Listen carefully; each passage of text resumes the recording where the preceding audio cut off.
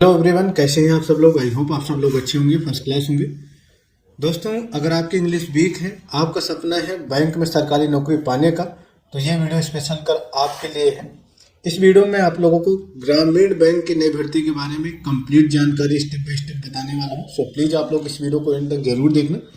बस आप लोगों से एक रिक्वेस्ट है कि अगर आप चैनल पे फर्स्ट टाइम विजिट किए हैं, चैनल को सब्सक्राइब नहीं किए तो यार चैनल को जरूर सब्सक्राइब कर लो, साथ ही नोटिफिकेशन बेल पे क्लिक कर लो ताकि जो भी अपडेट हो वीडियो आप लोगों तक टाइम टू टाइम पहुंचती रहे। तो चलिए वीडियो को स्टार्ट करते हैं। तो दोस्तों, ग्रामीण बैंक की जो भर्ती की जाती है वह आईबीपीएस द्वारा की जाती है। हर साल ये भर्ती आती है। कैलेंडर आपका आईबीपीएस का जारी हो चुका है और इन भर्तियों का जो एक्सपेक्टेड नोटिफिकेशन की डेट है वो भी जारी की जा चुकी है। इस बार भी आपका आरआरबी या ग्रामीण बैंक में अराउंड 10,000 के आसपास पद होने वाले हैं। इस भर्ती में खास बात यह है कि इसमें अगर कोई स्टूडेंट इंग्लिश में वीक है, इंग्लिश सब्जेक्ट नहीं है और बैंक में सरकारी नौकरी करना चाहता है, तो ये स्पेशल कर उन लोगों के लिए भर्ती निकाली जाती है। इसमें अगर आपका सिलेक्शन होता है तो बस आपकी पोस्टिंग ग्रामीण बैंक में की जाती है, यानी कि रूरल एरिया में जो बैंक होते हैं वहाँ पर इसमें पोस्टिंग होती है। वैकेंसी ट्रेंड के बारे में बात करें तो वैसे ईयर बाय ईयर आईबीपीएस इस पे वैकेंसी बढ़ाता जा रहा है। 2025 में आपकी वैकेंसी अराउंड 12,000 के समथिंग आई थी। इस बार भी आपकी जो वैकेंसी है वो 10,000 प्लस होने वाली है। अराउंड 12 से 15,000 के अराउंड इसमें वैकेंसी होने वाली है। इसमें आपकी जो पोस्ट होती है वो क्लर्क की होती है और पीओ की होती है। पीओ में आपका जो जॉब रोल होता है वो कस्टमर को फेस करना होता है। जो भी आपके ग्रामीण बैंक होते हैं वहाँ पर आपकी पोस्टिंग होती है, ऑफिस असिस्टेंट भी बोला जाता है। वहाँ पर आपके जो कस्टमर होता है उन्हें फेस करना होता है। ब्रांच डेस्क के ऑपरेशन आपको देखना होता है और स्टार्टिंग जो सैलरी आपको मिलती है वो अराउंड 45,000 के आसपास मिलती है। वहीं पीओ की बात करें तो यह थोड़ा सा इससे अपर लेवल की जॉब है। इसमें आपको ब्रांच के ऑपरेशंस देखने होते हैं, पूरा ब्रांच को मैनेज करना होता है। इसमें जो आपकी जो सैलरी स्टार्टिंग होती है वो 75,000 के अराउंड होती है। और अगर आप लोगों को सरकारी नौकरी पाने का सपना है तो आप लोगों को अभी से इन दोनों पोस्ट की तैयारी करनी चाहिए। सारी चीज़ें मैं आगे आपको बताता हूँ कैसे कैसे आपको आगे चीज़ें करना है, लेकिन इससे पहले आपको ये पता होना बहुत ज़रूरी है कि इसके लिए कौन कौन एलिजिबल होता है, कौन कौन इसके लिए फॉर्म फिल कर सकता है। एजुकेशन क्वालिफिकेशन के बारे में बात करें तो देखो, इन दोनों पोस्ट के लिए ग्रेजुएट होना कंपलसरी है। अगर आप किसी भी स्ट्रीम से ग्रेजुएट हो रखे हो, चाहे वो बीए हो, बीकॉम है, बीएससी हो, बीटेक हो, किसी भी स्ट्रीम से अगर आपने ग्रेजुएशन कर रखी है तो इसके लिए आप लोग एलिजिबल हैं। एज के बारे में बात करें तो क्लर्क की जो एज होती है वो मिनिमम 18 ईयर्स होती है और मैक्सिमम आपकी 8 ईयर्स होती है। इसमें आपको ओबीसी कैटेगरी को 3 साल का रिलैक्सेशन मिल जाता है, एससी एसटी को आपको 5 साल का रिलैक्सेशन मिल जाता है।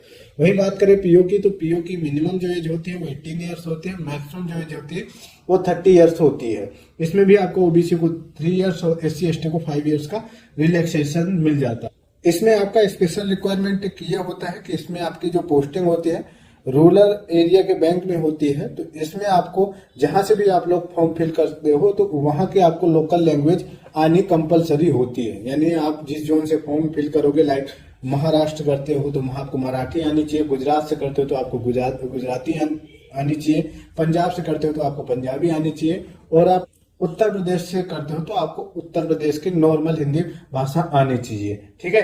उसके बाद आगे बात करें आपके इनके नोटिफिकेशन। इन भर्तियों का जो आपका नोटिफिकेशन है वो जून जुलाई तक आ जाएगा।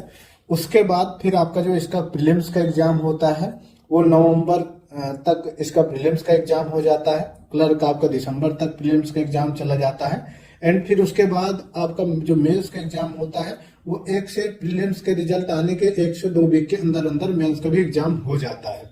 इसमें अगर आपको अभी से इसकी तैयारी करना है तो एक बढ़िया रोड मैप तैयार करना होगा और अभी से आपको इसके लिए तैयार होना पड़ेगा, तभी आपका इसमें जो सिलेक्शन है वो पॉसिबल हो पाएगा। आपके पास अभी 7 से 8 महीने हैं और अगर आपने 7 से 8 महीनों में जम करके बढ़िया बेहतरीन ढंग से तैयारी कर लिया तो आपका सिलेक्शन कोई नहीं रोक सकता। इसके सिलेक्शन प्रोसेस के बारे में बात करें कि इसका सिलेक्शन प्रोसेस क्या होता है, तो जो आपका क्लर्क का आरआरबी क्लर्क का जो पोस्ट होता है उसमें आपका प्रीलिम्स होता है, उसे क्वालिफाई करना होता है एंड उसके बाद फिर आपका मेंस एग्जाम होता है। इसको भी आप क्वालिफाई करना पड़ता है, इसी बेस पे आपकी मेरिट बनती है। इसमें आपका कोई इंटरव्यू नहीं होता। अगर आपने प्रीलिम्स और मेंस क्वालिफाई कर लिया तो फिर उसके बाद आपका हो जाता है फाइनल सिलेक्शन। वहीं पीओ की बात करें, आरआरबी पीओ या ग्रामीण बैंक पीओ की बात करें तो इसमें आपको प्रीलिम्स क्वालिफाई करना होता है। उसके बाद मेंस में 80% वेटेज होता है, मेंस का एग्जाम होता है। 20% का वेटेज आपका इंटरव्यू का होता है, तो इसमें आपका इंटरव्यू भी होता है और उसके बाद इसमें होता है सिलेक्शन। तो क्लर्क थोड़ा सा लोअर लेवल के इसके कंपेरिजन में पोस्ट है, तो इसमें प्री और मेंस 2 एग्जाम होते हैं, लेकिन ये आपका ठीक ठाक अपर लेवल की पोस्ट होती है, पीओ ऑफिशियल लेवल की पोस्ट होती है, तो इसमें प्री मेंस और इंटरव्यू भी होता है। अब आपको सिलेक्शन लेने के लिए करना क्या है, आपका प्रीलिम्स का जो सिलेबस होता है वो मैथ्स और रीजनिंग में होता है। इसमें आपके 40 क्वेश्चन पूछे जाते हैं 40 मार्क्स से, रीजनिंग में भी और क्वांट यानी मैथ्स में भी। और इसमें आपको क्वालिफाई करने के लिए अराउंड 70 प्लस क्वेश्चन सही करने होते हैं। तो अगर आप 70 प्लस 75 के आसपास सही क्वेश्चन अटेम्प्ट करते हो तो फिर आपका इजी तरीके से प्रीलिम्स क्वालिफाई हो जाता है। इसमें नेगेटिव मार्किंग भी होती है, तो अगर आप लोग अभी से तैयारी कर रहे हो तो अभी से आपको टारगेट करना है कि एक क्वेश्चन पे आपको कम से कम टाइम देना है, प्रैक्टिस करना है एंड उसके बाद अपनी स्पीड बढ़ानी है। इसका जो मेंस सिलेबस होता है उसमें आपका रीजनिंग होता है, 40 क्वेश्चन होते हैं 50 मार्क्स से। आपका मैथ क्वांट होता है 40 क्वेश्चन होते हैं 50 मार्क्स से। इसमें इस सब्जेक्ट में आपको 30 मिनट्स मिलता है। उसके बाद जनरल अवेयरनेस होता है 40 क्वेश्चन 40 मार्क्स से 50 मिनट्स इसमें आपको टाइम मिलता है। कंप्यूटर आपका होता है 40 क्वेश्चन होते हैं 20 मार्क्स के, आपको इसमें भी आपका 15 मिनट्स टाइम मिलता है। वही आपका है इंग्लिश या हिंदी, ये ऑप्शनल होता है, कंपलसरी कोई एक नहीं है। आपको हिंदी या इंग्लिश दोनों में से एक चूज करना होता है। इसमें भी आपके 40 क्वेश्चन होते हैं 40 मार्क्स से मेंस एग्जाम, इसमें आपको 30 मिनट टाइम मिलता है। इसमें आपको सेक्शनल टाइम मिलता है। आप ये नहीं कि आपको रीजनिंग में 20 मिनट में निपटा दिया तो क्वांट 40 मिनट में ले लो, ऐसा नहीं होता। आपको इस सब्जेक्ट में टाइम के अकॉर्डिंगली आपको कवर करना होता है, तो ये चीज आपको ध्यान में रखना चाहिए।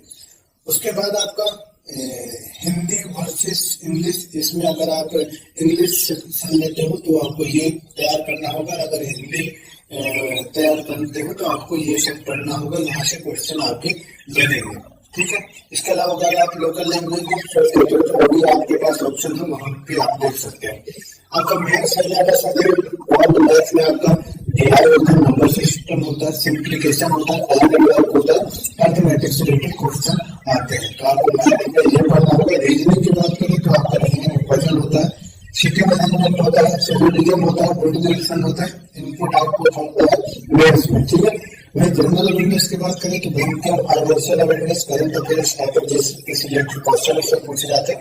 कंप्यूटर में आपके हमेशा के शॉर्टकट्स, नेटवर्क, बेसिक फॉर्मूले, डाटाबेस से रिलेटेड आपके क्वेश्चन पूछे जाते हैं। तो ये आपको अभी से तैयार करनी होगी अगर आपको सिलेक्शन लेना है तो, ठीक है। उसके बाद इसका जो कट ऑफ जो बनती है वो स्टेट वाइज कट ऑफ बनती है। इसमें किसी स्टेट का लो भी जाते हैं कट ऑफ, किसी का हाई भी जाते हैं, डिपेंड करता है आपके स्टेट के कंपटीशन पे। उसके बाद इसमें नॉर्मलाइजेशन जो होता है, नॉर्मलाइजेशन में नॉर्मल से होता है कि किसी शिफ्ट का हार्ड क्वेश्चन आया, हार्ड क्वेश्चन पेपर आया, विशेष शिफ्ट में आपका इजी क्वेश्चन पेपर आया तो उसको इक्वल करना होता है, लेवल करना होता है, उसी को नॉर्मलाइजेशन कहते हैं। तो इसमें 2-4 नंबर कम ज्यादा होते हैं, नंबर फिट होते हैं। थर्ड आपका ये आपके व्यूज जानने में होता है कि 80% आपको मेंस में कवर करना होता है, मार्क्स मिलते हैं, 20% आपको इंटरव्यू में मार्क्स मिलते हैं। तो ये तो आपका पीओ की जरूरत हो गया। इसके बाद आगे बात करें तो आगे आपको तैयारी कैसे करनी है, तो ये अभी से आपको इसके लिए तैयार करना पड़ेगा, अपने कॉन्सेप्ट क्लियर करने पड़ेगा, मैथ और रीजनिंग और वन टाइम इन्वेस्टमेंट के लिए तो सॉलिड नोट्स भी आपको बढ़िया से बनाने होंगे। दूसरा आपको स्टेप ये रखना है कि आपको इसे प्रैक्टिस करना है और धीरे धीरे अपने टाइमिंग पर फोकस करना है।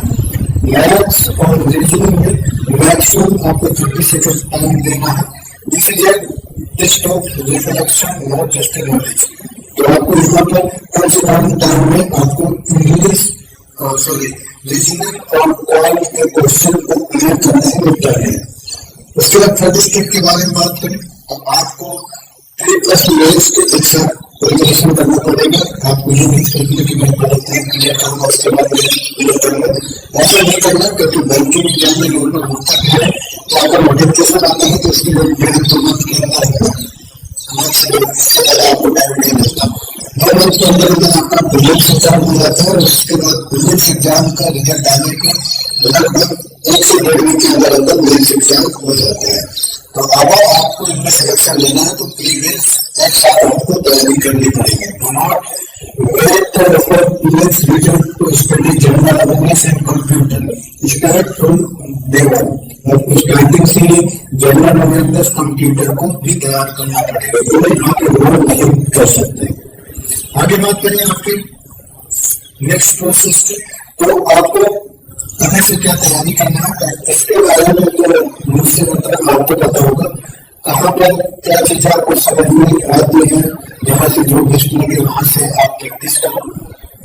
उसमें भी जहाँ से बेस्ट लगे मैं किसी एक आपको डिपेंड करता है कहाँ की चीजें आपको समझ में आती है। प्रैक्टिस करना है और प्रोफेशनल कोर्स में सेल्फ स्टडी में करो, कोई बुक वगैरह सारी चीजें कवर करो। और बाकी अगर आप 7 से 8 मंथ तैयारी कर लिया तो फिर आपका सिलेक्शन कोई नहीं हो सकता। ये वीडियो आज लगेगी चैनल को जरूर सब्सक्राइब करो, साथ ही नोटिफिकेशन